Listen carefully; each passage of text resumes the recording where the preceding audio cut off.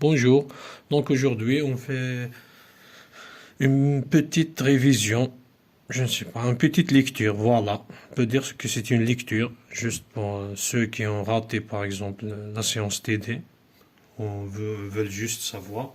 Donc on a fait quelques définitions, on n'est pas encore rentré dans les lois mathématiques, c'est juste des petites généralités en attendant les prochaines séances.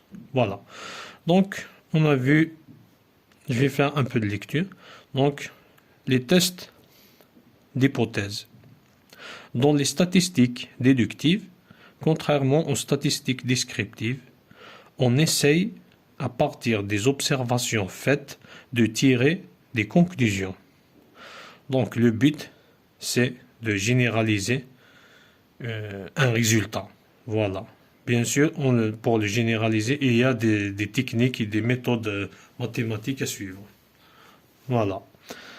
Donc, pour cela, les statisticiens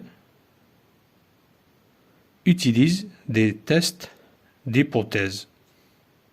Donc, le prof nous a dit qu'il y a plusieurs tests.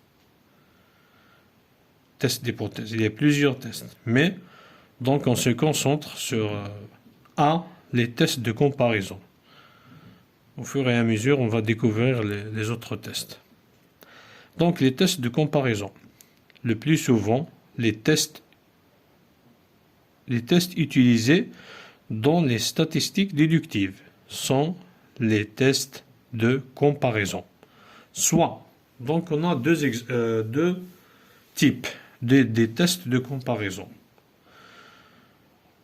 Donc, le premier type, c'est entre deux populations. On constitue alors deux échantillons représentatifs et on essaye de déterminer s'il existe une différence significative entre ces deux échantillons pour le caractère étudié x. X, c'est la variable, c'est le caractère étudié. Le but étant d'extrapoler, ta'mim, c'est de généraliser en quelque sorte, le résultat aux deux populations primitives de départ. Voilà. Donc, on essaie, j'essaie de donner un exemple. Donc, on veut étudier un caractère X qui est l'organisation. On peut dire, pour spécifier, comment les étudiants s'organisent dans un groupe ou dans une section. Est-ce qu'ils sont organisés? Est-ce qu'ils ont des liens? Est-ce qu'il y a une communication entre eux ou pas? Voilà, on essaie de prendre ça comme exemple. Donc, on a le campus Abu Dhabi, on a Terga. Terga, c'est l'université, le campus à Terga Uzmour, voilà. Donc, on veut lancer une étude pour voir quels sont les étudiants qui sont mieux organisés. Voilà. Donc, pour faire ça, donc premièrement, on prend soit disons les populations primitives de départ, c'est Terga et Abu Dhabi. Donc, il faut qu'on fasse un échantillonnage pour sélectionner. Voilà, on va sélectionner un échantillon représentatif de Terga et un échantillon représentatif à Abu Dhabi, selon bien sûr les techniques d'échantillonnage. Donc on va sélectionner, à titre d'exemple, 500 étudiants, ou 400 par exemple. 400, vous pouvez étudier par exemple 400 étudiants. Donc 400 étudiants de Abu Dhabi ou 400 étudiants de Terga. Donc on va lancer notre étude, on va suivre la démarche scientifique, etc. À la fin, on arrive à un résultat. Le résultat, c'est Les étudiants de Terga sont mieux organisés que, c'est un exemple, hein, que les étudiants de Abu Dhabi. Après, donc on a étudié juste 2 échantillons, chacun d'une population. Donc après, grâce bien sûr aux statistiques déductives, aux formules mathématiques qu'on va voir après, Inch'Allah.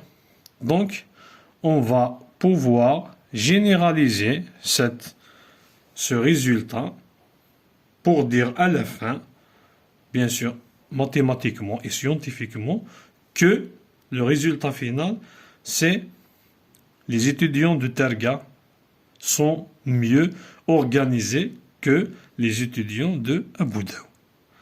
Voilà. C'est ça le premier point, c'est de faire un test de comparaison entre 2 populations. Donc, le deuxième type, c'est les tests de comparaison entre une population donnée A et la population générale de référence. Donc ici, on parle d'une comparaison entre une population A, c'est un échantillon, et une population générale, c'est la population d'où cet échantillon est sélectionné. Ça veut dire le A, il est dans la population générale. Voilà, donc on constitue alors un échantillon représentatif de la population A. Et on essaye de déterminer s'il existe une différence significative entre l'échantillon et la population générale. Donc on compare l'échantillon de la population générale d'où on a sélectionné cet échantillon. Ce ne sont pas deux populations différentes. C'est comme l'exemple que j'ai donné au premier type. Donc, là, on fait une étude sur les étudiants de Abu Dhabi, campus Abu Dhabi, et on prend un échantillon, par exemple, de département sciences sociales, comme échantillon représentatif, et on le compare par rapport à un critère X, une variable, on le compare à la population générale, qui est les étudiants du campus Abu Dhabi. Voilà. Donc on constitue alors 2 échantillons représentatifs, un échantillon représentatif de la population A, et on essaye de déterminer s'il existe une différence significative entre l'échantillon et la population générale, et donc entre la population A et la population générale de référence. C'est quelque chose de simple. Donc la définition B, la définition des hypothèses. La première étape d'une étude statistique, ici d'un test de comparaison, est la formulation d'hypothèses, que le test permettra ensuite de confirmer ou infirmer.